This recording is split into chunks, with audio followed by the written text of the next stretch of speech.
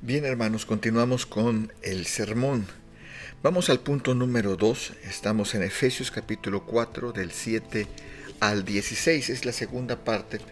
Y el apóstol Pablo en esta sección nos lleva al entendimiento que si nosotros estamos creyendo correctamente sobre la obra de Cristo revelada en la Escritura, y sobre esa obra que se nos revela en la Escritura tenemos una doctrina correcta, entonces nuestra práctica sin duda alguna tiene que ser correcta. ¿Qué significa esto? Que si la doctrina no impacta nuestra manera diaria de vivir, entonces esa doctrina es inútil, no tiene un valor verdadero, y puede ser que por un lado no hayamos sido enseñados correctamente, estemos detenidos en nuestro crecimiento por cuanto hemos puesto nuestros ojos, dice la Escritura, no en las cosas de arriba, sino en las de la tierra, o jamás hemos venido al arrepentimiento genuino y verdadero. Quizás hemos tenido algún tipo de remordimiento, pero no un arrepentimiento que produzca un cambio radical en nuestra vida debido a la obra del Señor en nosotros. Porque lo natural, lo normal, lo que ocurre en el reino de Dios es que cuando venimos al arrepentimiento habrá de darnos un deseo por la palabra, y la palabra nos va a enseñar la doctrina. Y Pablo ha enseñado en el capítulo 1, 2 y 3 esta doctrina, específicamente la doctrina de la salvación. En el capítulo 1, 2 y 3 vuelvo a repetirlo, y entonces eso nos debe de llevar a una práctica correcta. En el capítulo 4, del verso 4 al 16, esa práctica tiene que ver con la iglesia, tiene que ver con el testimonio que tenemos y la forma de vivir la iglesia de Cristo, tal y como está en la Escritura y no como nosotros podemos planteárnoslo, ¿no? Así que esto es lo que está en la segunda parte del sermón de hoy. Dado que hemos sido por gracia puestos en el único cuerpo de Cristo, esto es la iglesia, debemos de vivir en ella siguiendo la metodología que Él mismo constituyó. Es decir, yo no puedo plantearme una forma de vivir en la iglesia, de vivir la iglesia, de vivir con la iglesia o de vivir para la iglesia, en el sentido correcto de esta última expresión, fuera de la Escritura. Es imposible, no hay manera. ¿Por qué? Porque hay solo un cuerpo de Cristo.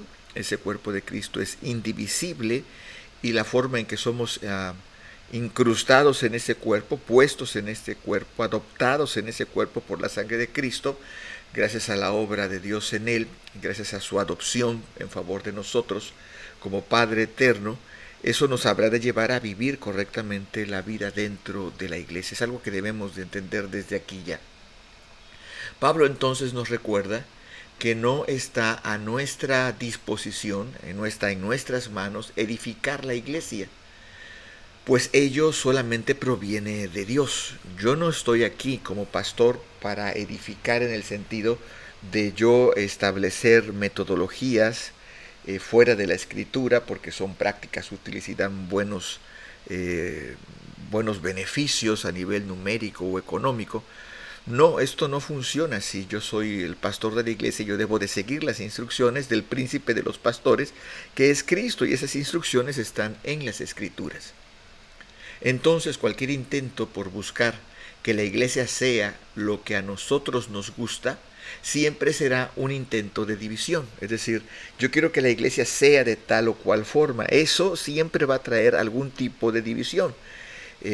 Iglesias maduras tienden a poder, vamos a utilizar esta expresión, torear estas situaciones, y logran contener estos intentos que casi siempre son completamente inconscientes, pero en algunos casos son bastante conscientes. Así que cualquier intento por buscar que la iglesia sea lo que a nosotros nos gusta, siempre será un intento de división. Venga esto de un miembro, venga esto de un líder, venga esto de un anciano, o venga esto del pastor o el obispo de la iglesia, ¿no? Aún del propio presbiterio. Esto no debe de ser así. Cualquier intento de que la iglesia sea algo que no está diseñado por Dios y expresado en la Escritura, siempre será un intento de división. Y valga la pena aquí mencionar que no se refiere esta última parte a lo que yo entiendo de la Escritura, sino lo que la Escritura en realidad dice en relación con la iglesia, que es el cuerpo de Cristo. Entonces debemos de tener mucho cuidado de interpretar correctamente las Escrituras para vivir correctamente la vida dentro de la iglesia. Entonces tenemos aquí dos verdades. Si yo quiero que la iglesia sea de una forma, normalmente esas formas tienen que ver con nuestras propias satisfacciones, es decir, lo que a nosotros nos gusta ver en la iglesia o lo que a nosotros nos gusta que la iglesia sea, pero esto no viene normalmente de Dios, tiene que ver con nuestra propia carne. Y por el otro lado, interpretar de manera incorrecta las escrituras en función de la iglesia, lo que sería la eclesiología, esto también lleva sin duda a un problema de división. Pablo enseña que Cristo dio dones a la iglesia para la edificación del cuerpo de Cristo. Estos dones ministeriales que menciona el apóstol Pablo, apóstol, profeta, evangelista, pastores y maestros, tienen la función de capacitar a los santos para la obra del ministerio y para el crecimiento espiritual hasta alcanzar la unidad de la fe y del conocimiento del Hijo de Dios. Esto lo vemos en el verso 13 de este capítulo 4. Hoy no voy a hablar sobre los dones ministeriales, específicamente los dones en general. Tengo una interpretación en base a la Escritura en función de la teología que seguimos y de la doctrina que está en la Escritura y que está sintetizada en los credos y que está sintetizada en los catecismos. Tengo una postura al respecto, pero hoy no voy a enseñar sobre de esto. Lo que sí solamente quiero mencionar que los pseudoapóstoles de ahora no son a los que se refiere Pablo aquí, ni los pseudoprofetas de ahora son a los que se refiere Pablo aquí. Más adelante veremos en otro sermón mucho más al respecto, pero sí debemos de tener cuidado que esta gente que está subiendo videos en YouTube mencionándose como profetas de Dios y dando profecías, esto no es a lo cual Pablo se refiere, ni esos apóstoles que se enseñorean de las iglesias locales y aún de otras iglesias más, generando lo que ellos llaman red apostólica o red de iglesias. Esto tampoco está en la Escritura como tal. Y debemos de tener mucho cuidado nosotros, primero, en no caer en esas redes y segundo, nosotros como iglesia local, no construir una red así jamás, porque en la Escritura no vemos tal cosa. Así que es importante que entendamos que Dios sí establece una metodología para que la iglesia crezca en fe, en gracia, en amor, crezca en la doctrina, crezca en el evangelismo, crezca en el servicio, crezca hasta que lleguemos a tener la estatura del varón perfecto que es Cristo Jesús. Pero sí debemos desechar de antemano. Es importante mencionar que el hecho de que alguien diga, entre comillas, una profecía y esa profecía se cumpla, el cumplimiento de esa profecía no es señal alguno de que esto venga de Dios. Dios puede permitir que eso se cumpla o aparentemente se cumpla o podamos entender que se cumplió, pero no necesariamente esta revelación venga de Dios. Hay que tener mucho cuidado y hay mucha gente que está abusando. Algunos muy conscientemente están abusando de esto. Hace unos días escuchaba un podcast de unos jóvenes cristianos, quiero yo pensar, donde daban algunas referencias, ¿no? Por ejemplo, alguien que está de estos muchachos metido en publicidad, dice que se le acercan y le preguntan, oye, bro, me pongo pastor o me pongo apóstol o me pongo profeta, ¿qué impacta más, no?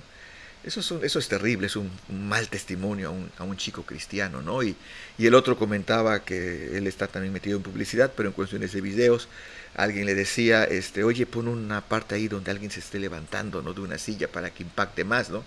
Esto es terrible, qué terrible que la iglesia esté llegando a estas situaciones. No es nuevo, esto viene desde los años 50 con el famoso avivamiento de milagros en las carpas en Estados Unidos y después el evangelismo que hemos visto en América Latina también itinerante, ¿no? De algunas personas que son muy famosos, pero no sé si en el reino de los cielos lo sean tanto, ¿no? Así que debemos de tener mucho cuidado a esto.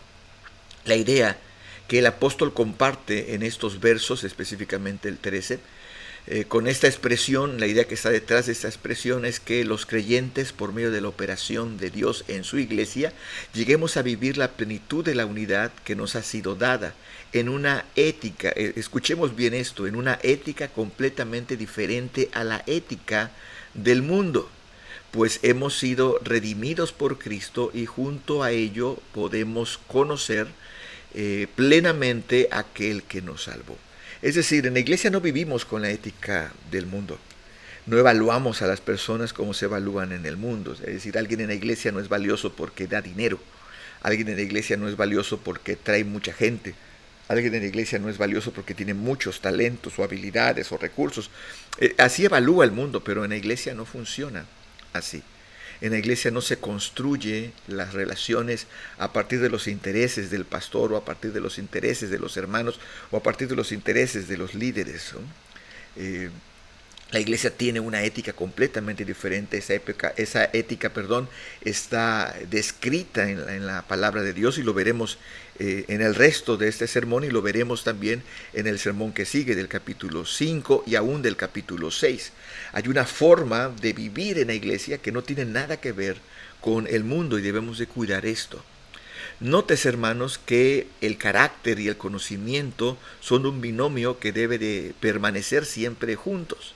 Quien tenga conocimiento pero sea pobre del carácter de Cristo en su vida, o no ha entendido el evangelio que recibió, o no ha recibido salvación alguna y el evangelio le es ajeno, aunque aparentemente esté en él.